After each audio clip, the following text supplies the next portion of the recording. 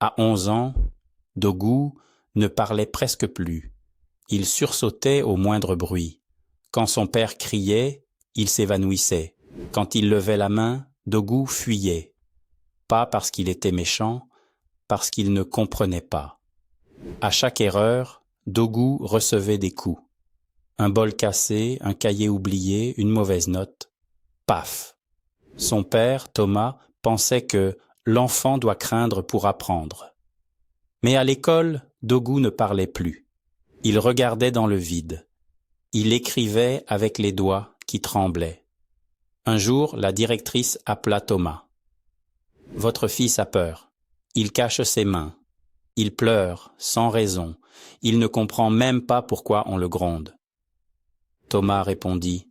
« Chez moi, on ne discute pas avec les enfants. On frappe et ils obéissent. » Mais un soir, alors qu'il levait encore la main, Dogu tomba à genoux, en larmes. « Papa, je veux juste que tu m'expliques pourquoi tu me détestes. » Silence. Thomas sentit son monde s'écrouler. Ce n'était pas de l'obéissance qu'il obtenait, mais de la peur, de l'incompréhension. Dès le lendemain, il fit asseoir Dogu. Pour la première fois, il expliqua pourquoi il voulait qu'il étudie, qu'il se concentre, qu'il fasse correctement ses tâches, qu'il grandisse. Et pour la première fois, Dogu comprit et obéit, moral. Ce qu'un enfant ne comprend pas par l'écrit, il peut le saisir avec une simple explication. La peur enseigne l'obéissance, mais jamais la sagesse.